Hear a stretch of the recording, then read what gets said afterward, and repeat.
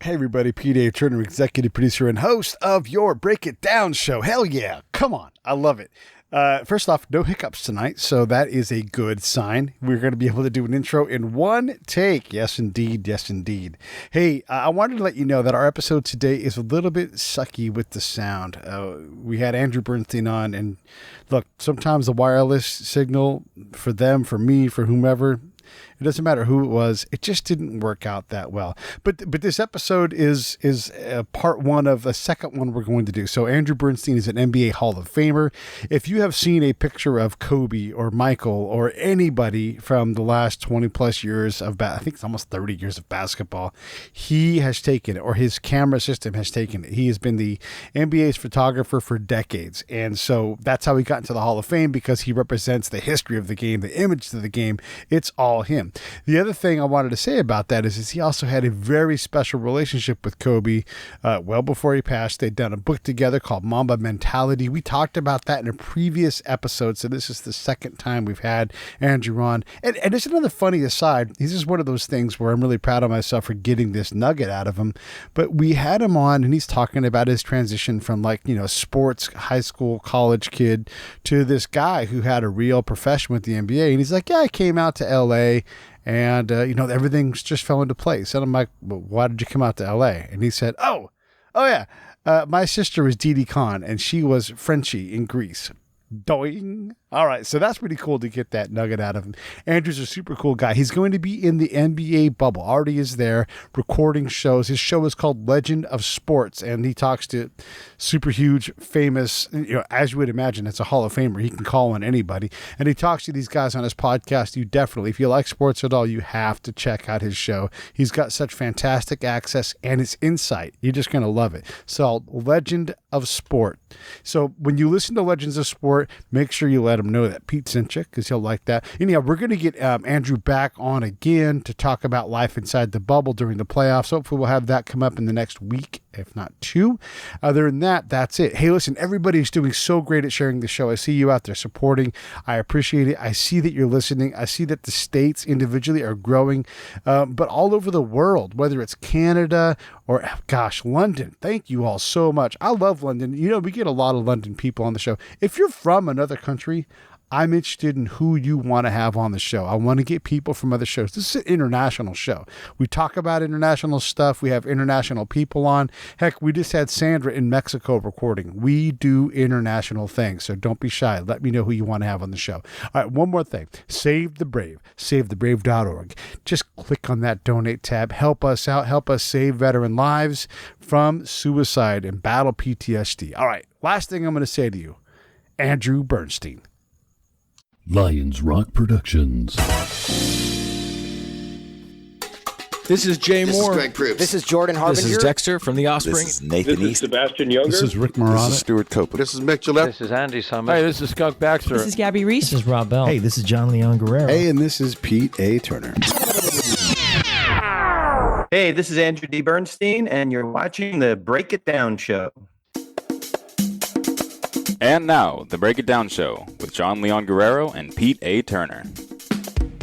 Hey everybody, it's my first show back after doing the Ride for the Brave with Save the Brave and Scott Husing. We've got a return guest. You guys recall Andrew Bernstein. He is a podcast producer. He's also an NBA Hall of Famer. He is the Hall of Fame photographer for all basketball games in the NBA. So he has a unique connection to the NBA, and I really enjoyed our last chat with him. We found out that he's also the brother of Frenchie from Greece. That was kind of a fun fact pull up. The world has been such a different place until recently, but he worked on a book with Kobe Bryant, and I don't know, maybe about a year ago, he did this book called Mamba Mentality, How I Play, and it took Andrew's pictures and then Kobe's text and put together this beautiful book. It's almost like a coffee table book, but it's more than that because the words in themselves are pretty fantastic. So Andrew's going to join us here in a moment. It'll just be a few minutes before he pops in. I just thought I would catch up with you all for a few minutes and just kind of check in on the Ride for the Brave. If you haven't listened to, we have a full recap. If you go over to the show queue, you should see two shows back. It's like a 2-hour long recap of what we did. I'm recording, by the way, in Phil Green's backyard. So so the lighting isn't great, but I think we'll work through it. And if you're listening on the podcast side, Andrew Bernstein, if you look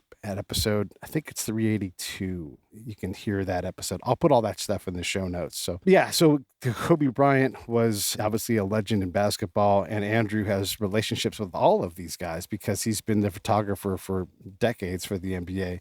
And his show, his main podcast is called Legend of Sports, and he's got a whole litany of incredible guests. But he also has this new project that sits within the Legends of Sport podcast, and it's he basically is going to chronicle what's going on within the NBA bubble. The NBA bubble is their COVID protective measures they're going to implement to keep teams protected as they try to play through a season. I mean, obviously, the folks at the Major League Baseball are trying the same thing and trying to see if they can get through a season to 60 games. And so the NBA is going, I guess you would even say even more restrictive, because all of the players are gathering in one place, and this bubble will, for the most part, be very inclusive of only the NBA players. But of course, there'll be hotel staff and there'll be NBA executives that have to travel outside the bubble. But that's the idea. And Andrew's got unique access inside of that. So if you go to, and I'll pull up the link here, if you go to his Legends of Sport podcast on Apple Podcasts or anywhere you get podcasts, it'll be available. You can listen to the shows as he does them. He's already sort of launched the initial things. He'll be going soon, I think, in 2 weeks, I think it is, that he takes off for Florida for the bubble, and he'll be talking to the legends, the greatest people available in basketball. Because he's a Hall of Famer, because everybody there knows him, he's the kind of guy. Here's an idea of who is in the show in general: Magic Johnson, Tony Hawk, Hope Solo, Pau Gasol. These are all just giants in sports, and so you have access to like really unique inside access with Andrew's connections within the NBA, because he'll be there not only taking pictures, but also doing podcasts. So it'll be a fantastic look at that life, at that experience. Let me back up and talk a little bit about the Ride for the Brave. So Scott Husing and I drove across 9 states: California, Arizona, New Mexico, Texas, Louisiana, Mississippi, Alabama, Atlanta, and South Carolina, and then back. We did all this because his friend David White killed himself. He's a veteran. He drank himself to death, and Scott was giving the eulogy. So the main thing to know about all of this is that we did it for Save the Brave. Of course, you guys all know that Save the Brave is my charity, and Scott is the executive director. Nick Velez is the president, and we all work with a whole bunch of us on trying to reduce the scourge of veteran suicide via PTSD. So that's why we do that. We raised so far, I don't know, almost $25,000 all in, and we're also auctioning off a rifle that was made by Eric Hicks.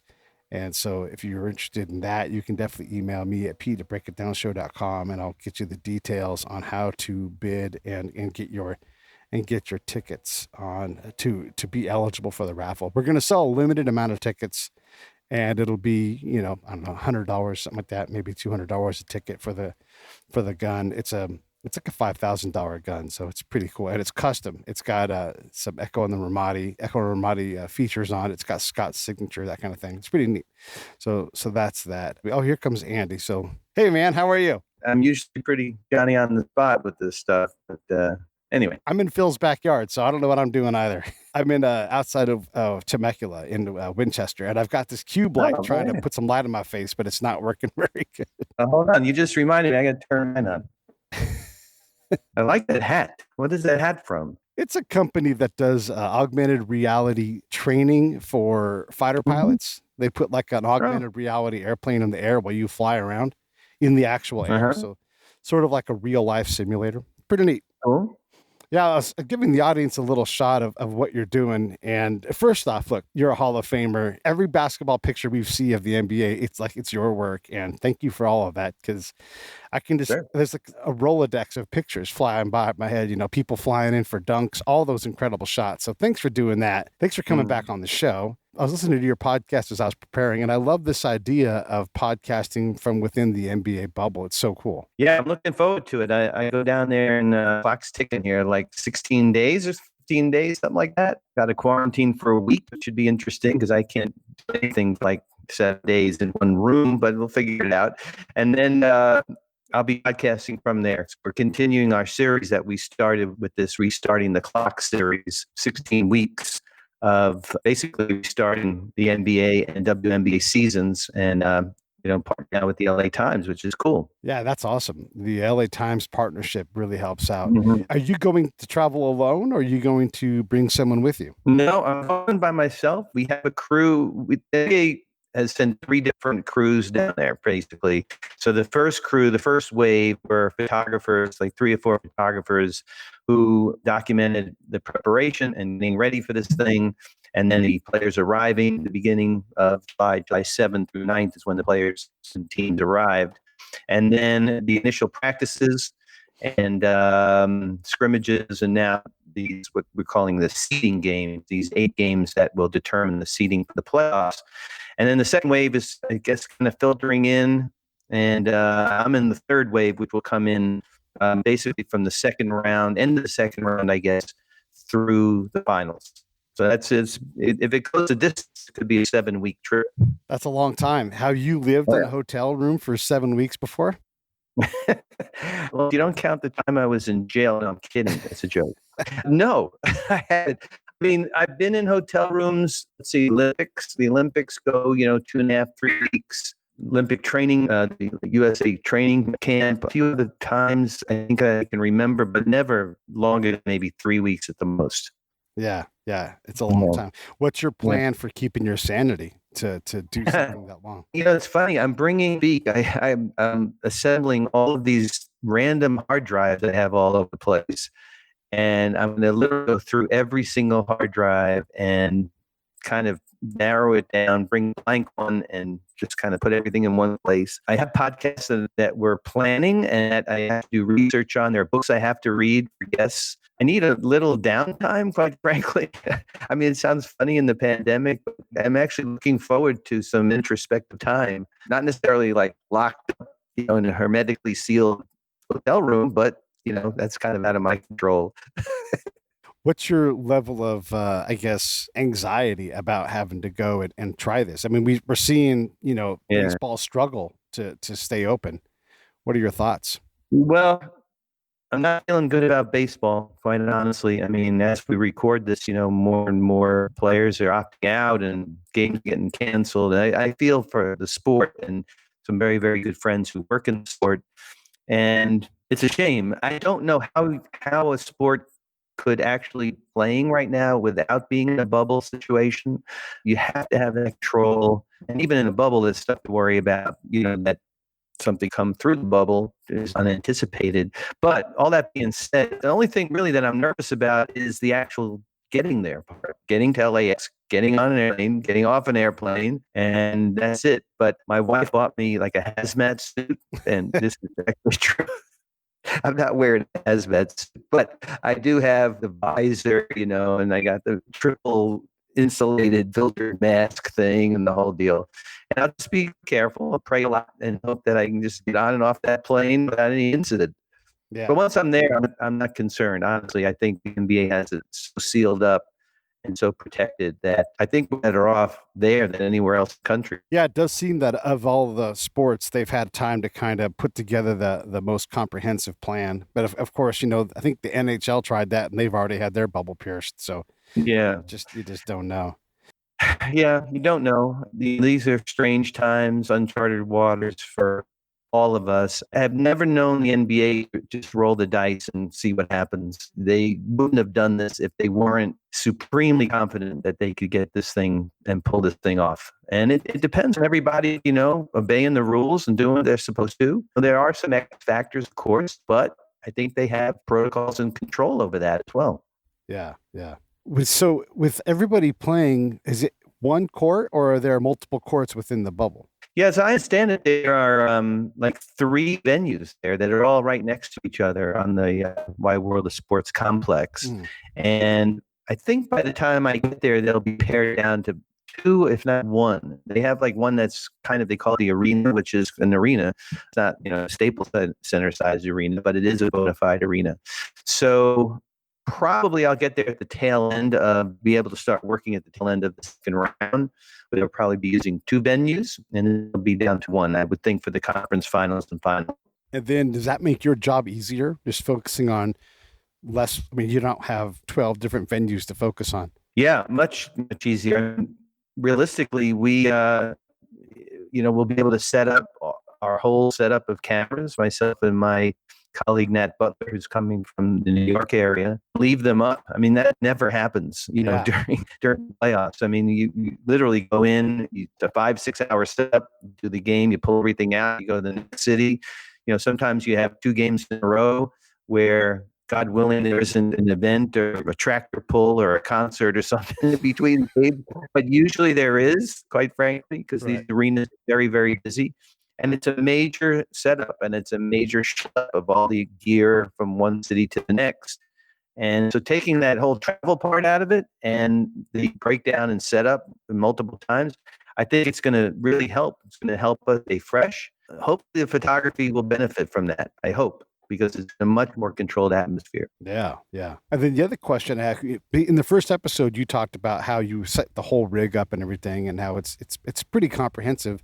But does this on-site nature of this COVID-based basketball, does this give you a chance to kind of play around and maybe try some things that you couldn't do otherwise? Like, I mean, the stands are empty. Is there something that you're planning on doing with this extra space and access and time? Yeah, for sure. That's a good question. I'm regularly chatting with my colleagues that are down there covering the games now. Yeah, we have the opportunity to, with approval, of course, to put cameras in, like you said, places that maybe we hadn't put them there before. Yeah, so I'm looking forward to that. I always like to have a new challenge, and this is definitely a new challenge. It's going to be a little weird, I think, with no fans in the stands and stuff, but we're all in that together. So it's not like, it's just us covering it. It's the players and the coaches and everybody else. I was thinking about the lack of fans, and kind of paralleling my musician friends and what they say, and that practice is the place where the most special things happen because they can take risks. And I was thinking about basketball players, and the vast majority of the time when they play basketball, there aren't fans. Like they play 5-on-5 all the time, and it's just whoever's there in the gym with them. So I think that they'll adapt to that pretty well. And I wonder if we might see some things that are even more special just because they get into more of that kind of practice zone where they try something they might not have otherwise try in a game, just because they're in that headspace maybe. No, that's a great point. I remember very well the legendary Dream Team practices that happened with nobody watching, but honestly, probably the greatest basketball demonstration I'd ever seen in my life. I think when you get to finals, that the home team feeds off the crowd so much, but they could play it in a vacuum and in a bubble and still probably perform at the same level. I enjoy the energy of the crowd. All of us who cover these games enjoy that, and it's part of it and kind of gets you, motor running and juiced up. But we don't have it, so we really are to play the hand we're dealt. So far, I haven't read or heard or seen any of the guys really reacting to the fact that there really aren't any fans there. Yeah, yeah. It's in my head, it seems like we can do cardboard cutouts. We've seen that now. But the next step would be to put a speaker there, and then you could live stream to your speaker, like, come on, Ricky. Yeah, right. On the broadcast, they are piping in some sound. I don't know if the players are hearing that in the arena. I don't think they are. Yeah, it's going to be fun to hear a lot of trash talking that you don't normally get to hear. And I enjoy that too. I love that. It takes me back to the early days of just nonstop trash talking. So that'll be fun.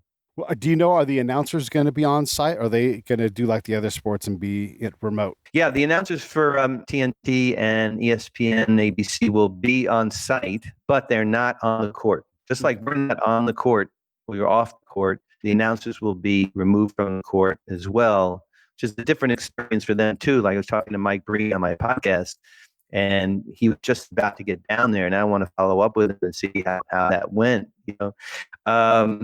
But like Chick Hearn spent his whole career broadcasting from, as he used to say, high upon the western sideline. Yeah. And some guys like it better because they can see the court better. Mike Breen said he loves being in the action on the court, but it actually is a better view of the game because fans stand up, you miss stuff in the corners, whatever. When you're courtside, it's better. Sometimes it's a better view of the court from up above. Yeah, I think this is a story of Vin Scully is on top of Fenway, running around on the roof, trying to get the angle to see, the sport. I think he might have been calling football even, Yeah, and just, I think you're right. Yeah, yeah, yeah. it's just that, those guys always adapt. It is kind of funny though, as they learn live. I was watching, I think the ESPN baseball game the other day, and just because the bat and ball contact is so much louder, you get this response like, oh, and then you see the guy routine fly a ball, like, oh, Right. never mind. Right. Yeah. I wonder how that plays out on the field. Like with having fans in the stands, it's kind of muffled the sound, right? When a guy hits something, and then you don't get the fan reaction and all that. So, but these guys used to playing from before they could walk, basically. So, Right. I think they just sort of seamlessly can move 55,000 people to zero, and not really make a big deal out of it. I mean, did you see that throw that Mookie Betts had the other day? Oh Did my you see that? goodness. It's ridiculous. I had never seen a throw like that in my life. Oh my God. That was unbelievable. The guy literally put the entire width of the stadium. Yeah. That was crazy. No, it was crazy. And a great throw at that. I mean, he threw it however far, 300 and something feet. And it was not a perfect throw, but I mean, by 2 feet from a perfect Nailed throw. the guy. Nailed But he the guy. nailed the guy. It's amazing. Yeah. I wanted to ask you about the podcast too. So will you be doing concurrent, you have the Legends of Sport side of it. Will you be doing those in addition to the other? Well, I'm only going to be doing Legends of Sport. It's only one podcast, but we were doing a series called Legendary Photographers within the podcast releases. So we were coming out with a regular guest on Tuesdays, and we were coming out on Fridays with Legendary Photographer. We put that one on hold. That's going to come back after the 16-week block is over. And we're in week 5, I think, entering into week 5. So yeah, I have a bunch of people I want to talk to. I love talking to other photographers. I just love it. That takes a lot of work on my producer's end to do 2 podcasts a week, and me as well. Plus, I don't really know what my workload's going to be like when I get down there, what my schedule is going to be like. So I didn't want to overload myself. In fact, I'm actually recording 3 podcasts this week to have 1 or 2 in the bank that kind of ease into the situation in Orlando once I get there. Who are you dying to talk to though once you get there? I mean, obviously you said Mike Green, but who else is like I've got to make sure I get this person? Hey, this is Pete A. Turner from Lions Rock Productions. We create podcasts around here, and if you, your brand, or your company want to figure out how to do a podcast, just talk to me. I'll give you the advice on the right gear, the best plan, and show you how to take a podcast that makes sense for you, that's sustainable, that's scalable, and fun. Hit me up at pete@breakitdownshow.com. Let me help. I want to hear about it. Who are you dying to talk to though once you get there? I mean, obviously you said Mike Green, but who else is like I've got to make sure I get this person? We're not talking to players. Legends of Sport is not really about active players, quite frankly. If you want to bring me LeBron James or Anthony Davis or Kawhi Leonard, I'll take them, But that's not really our focus. Our focus is to talk about what's happening in sports in the moment, but with a legend's perspective. So Mike Green is a legend of broadcasting, but he's still working. He's still going to be down there doing his thing. But I wanted his perspective before he got there as to what he thought it was going to be like based on his, millions of years of experience. Now, we probably will hopefully talk to a couple of the key coaches that are still involved in the playoffs by the time we get there. Hopefully a couple of executives from those teams, just to be as relevant as possible. And then I have my new colleagues now at LA Times who are resources for me. Tanya Ganguly is there, Andrew Greif is there, Dan Woke is there, and then the columnists who are back here in LA. I can draw their knowledge, Bill Ashkey and other great writers like Brad Turner. So we're going to constantly kind of get their perspective as well as the guest of the week, let's say, who can add some perspective to what's going on right now. Nice. Yeah. The other question I wanted to ask about the photographer side of things, are there going to be other photographers there, or is it just you and your crew? Well, it looks like on the MB side, it's going to be just us. I think there's by the time Nat and I get there, there'll be 4 of us, maybe 5 of us there. I know that they are allowing in photographers in a pool situation, the major media. And I'm not sure how that's going to continue once I get down. I'm assuming it will continue. But that's a different category of credential. So we have to quarantine. we're going to be as close to the players as allowed, which is not that close, but at least we're down in the floor area. Non-quarantine media have to be a different part of the arena that's higher up from a different perspective. It's all about safety, health safety, and for the players and for all of us, for the media as well, right? Because we don't want anybody to get this horrible virus. Of course. Yeah. What inspired this idea? Like, did you come up with this or did someone pitch you on it? Well, I mean, I was asked, the NBA decided to do this bubble format by my boss if I was interested, and he made it very clear that I didn't have to go, and if there were concerns, whatever, that I could graciously bow out. Gave a choice basically of which segment I wanted to be part of, but it's kind of clear that he wanted Nat and I to be there for that third part. I had a little bit of thought about it. I talked to my wife about it. It is a big, huge commitment. 7 weeks is a long time to be away from home. Yeah. But, I haven't worked in 5 months, basically. So, the handwriting is on the wall there as well. I need to get back to work, not just, financially, of course, but I just missed it so much. It's the longest I've ever gone without shooting a game in almost 40 years. Yeah. Yeah, that's crazy, right? Like you're a Hall of Famer because you take pictures. Exactly. I'm not a Hall of Famer because I'm sitting home on my couch, Although it probably is a Hall of Fame for that too, I would think. But Oh, well, there's a second career for you then. When we look at all of the podcast stuff that you've done so far, what stands out? Like, what have you learned from all of this? I mean, you've got such unique access to all these brilliant people that you're talking with and to and about and everything. Mm-hmm. What have you picked up? Because when you and I first talked, you were like just talking about getting going on this thing. It was a new that was a while ago. That was like maybe 4 years ago. Yeah. So now we're in our third season. I think it is to date. I've done about 90 podcasts, which is amazing.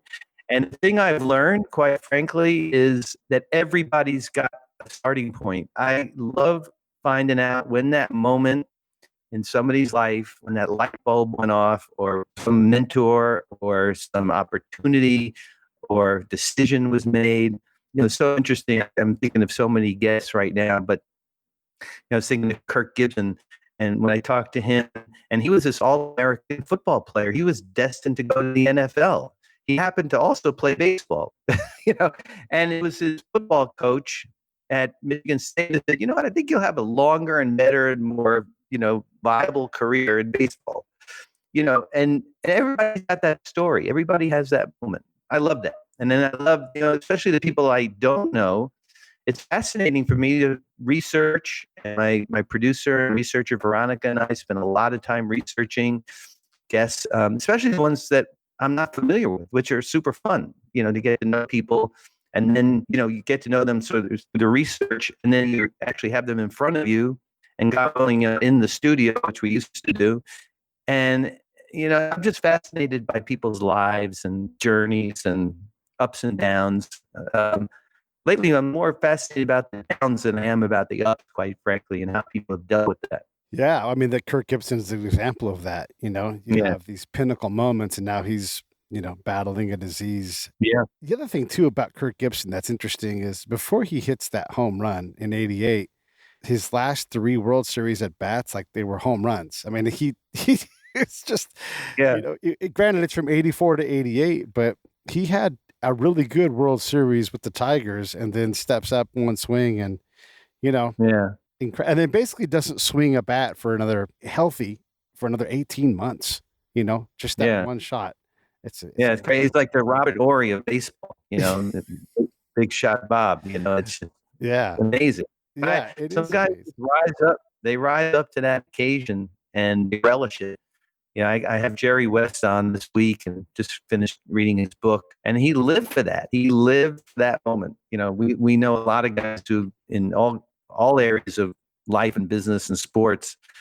Kobe was like that. Michael Jordan was like that. That's what separates the good from the great. It's interesting too, because whoever's on the team has likely been that person at some point in their career, but then you elevate and all of a sudden, I'm not the guy that's supposed to take this shot. It really is Kobe, you know? And Yeah. Kobe gets to decide, like, no, I'll kick the ball over to you. You can take that shot, you know? And Yeah. Sort of like Steve Kerr and Michael Jordan, you know? Yep. I mean, Steve took that shot, the shot of his life, went in, you know, they won that game, went on to win the championship. But if Michael hadn't deferred to him and it was selfish, who knows? Maybe Michael bricks the shot. They don't win the championship. Who knows? yeah. Right? Yeah. It's crazy. The timing of Kobe's unfortunate passing and everybody else in the helicopter as well, too, is such that, you know, we had this big moment and then it was instantly, you know, pushed behind with the pandemic. But you guys Yeah. worked together. You collaborated. You know, you knew the man. How has that been for you? I mean, with all the other stressors piled on top, have you even had a chance to grieve for your friend? Well, I got to tell you, I mean, no news to you or anybody who's watching this, that 2020 has totally sucked from top to bottom. I mean, my year started with my dear friend, mentor, boss, David Stern, you know, in a coma and died, you know, on January 2nd. And then 3 weeks later, this horrific shock of an accident that still can't get my head around 6 months later. To answer your question, no, I haven't grieved. I'm kind of one of these delayed reaction kind of guys that I kind of deal with the business at hand, that what needs to be done like right now in a crisis. I've always been that way from a little kid to having kids. Like, you know, my kid injures himself, like, okay, what do I got to do? He's got to go to the emergency room or whatever the hell it is, and then I'll fall apart later, you know. And there have been moments. I mean, I'm sitting here, you know, in front of me behind the screen, there's 20 pictures of Kobe on the wall because I have to constantly be looking at him and reminded what he meant to me. And I'm just incredibly, I can't even express how grateful I am to him for bringing me into his world. But the fact that we were able to do this book together, and that I've been told so many times that this book is the connection, is the thread to him and his legacy. The book is written in his own words. It's unbelievably gratifying and humbling. So I'm glad we had that experience, that I had that experience with him, and that now it really carries on his message in his own words, not somebody else's words. It's from the Mamba himself. And I constantly go back to the book, and I remember putting the chapters together. I remember him challenging me, I don't know if there's a stronger word, to find pictures to complement the text that he was writing. You know, the whole process was an eye-opening, amazing experience. So, you know, thank God I had that. And yeah, I miss him every day. I mean, everybody I talk to on the podcast, we all have a story, a memory. Some of them we share together, you know, but some of them were very private, and people were very open about sharing those memories. So, and I'm thankful to have, quite frankly, this format, this platform of the podcast to continue the conversation. Yeah. Yeah, that continued conversation's a big part because, you know, like you gave me a copy of the book when I recorded with you and signed it, and I thought, oh, it'll be great when I get a chance to have Kobe sign it because there was tons of time, but there wasn't time, and it didn't happen. And it's I've picked the book up frequently and kind of thumbed through because obviously it's well done and Kobe's words are powerful, but that book has become something bigger now, at least in my mind, you know. And then you look at, like, he won the Oscar at the, you know, around the same time. I mean, these are like his latest things that he had crowned and done, and you know, things were really looking not up, but just like it was like, wow, what else is he going to get done if he's winning Oscars and writing these incredible books, you know? And he had so many things planned. Front and center, you know, was to really promote the sport of women's basketball through his daughter and through his efforts with her and her team, and then the NBA. He was like an incredible ambassador.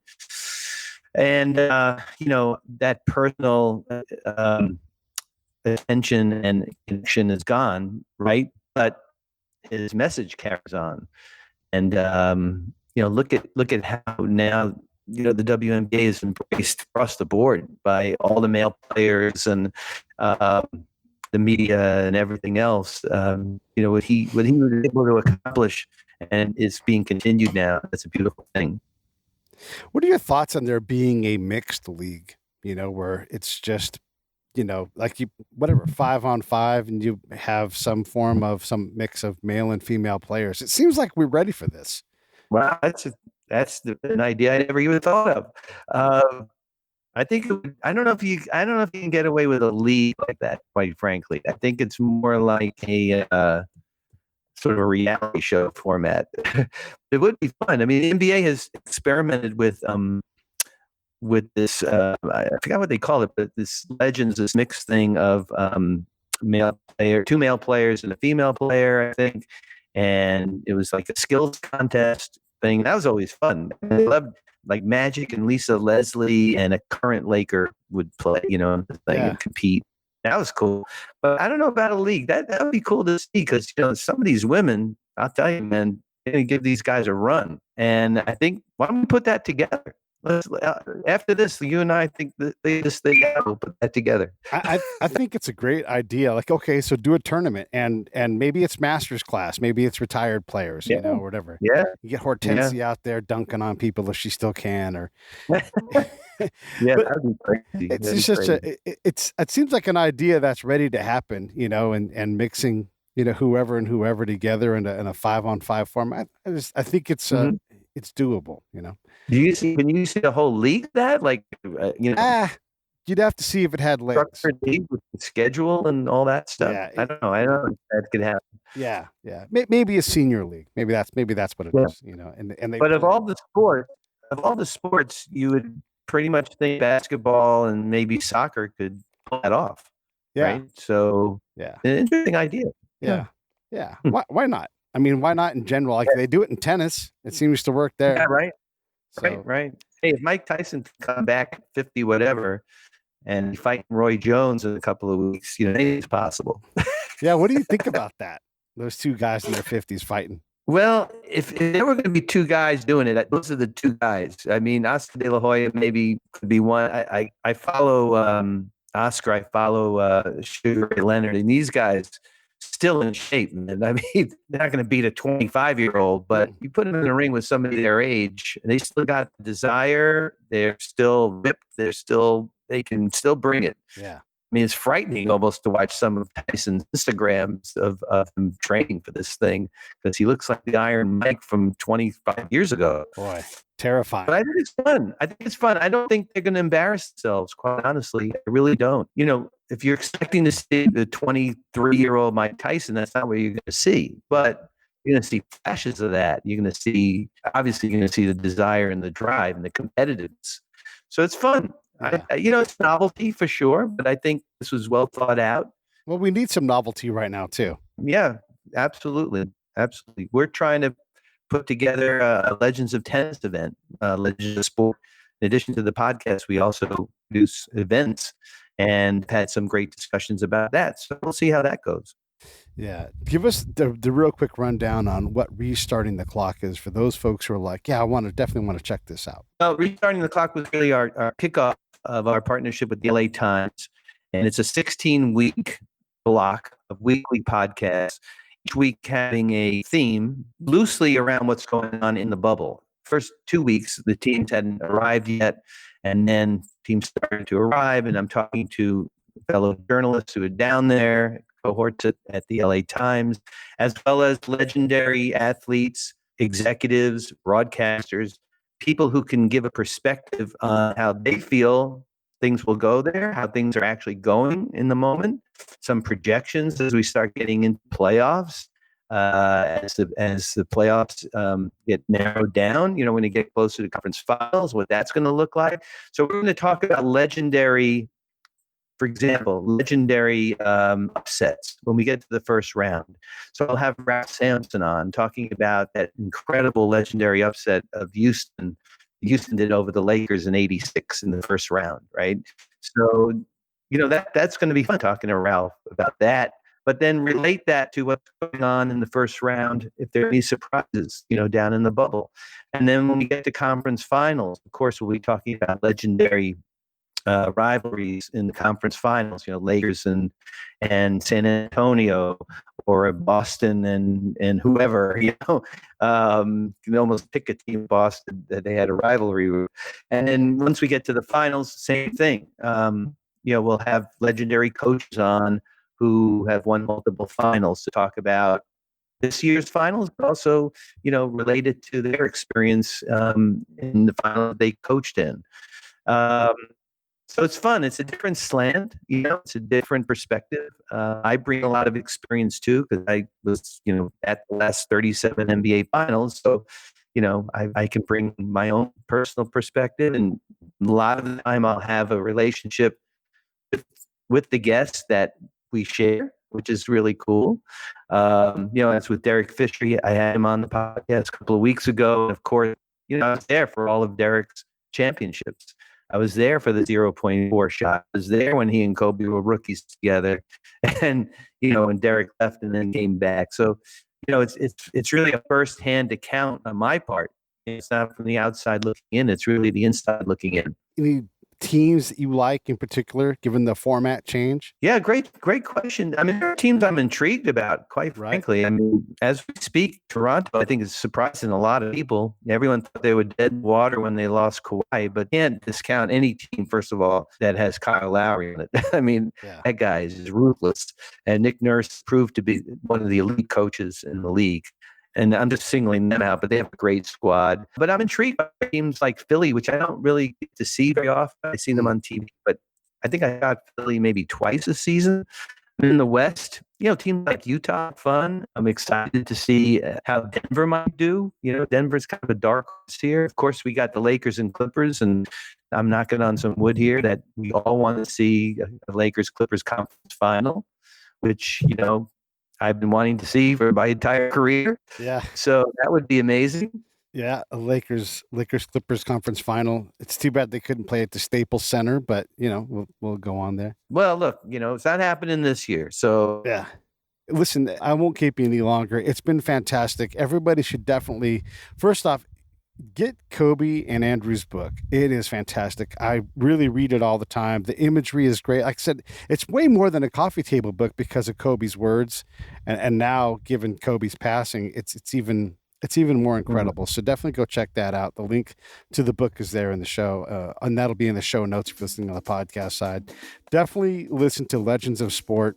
It's a fantastic podcast. I was listening to it earlier today. I love the Tony Hawk episode, but also check out the stuff that he's going to do with Restarting the Clock and Inside the Bubble, because it's just it's neat to be able to chronicle that experience, man. I can't wait to hear more about it. Well, thanks, Pete. Appreciate it. Always great talking to you, man. I'm there for you anytime you want to check in during the bubble thing or whatever. Happy to do it. I do. I definitely want to check in. Thank you.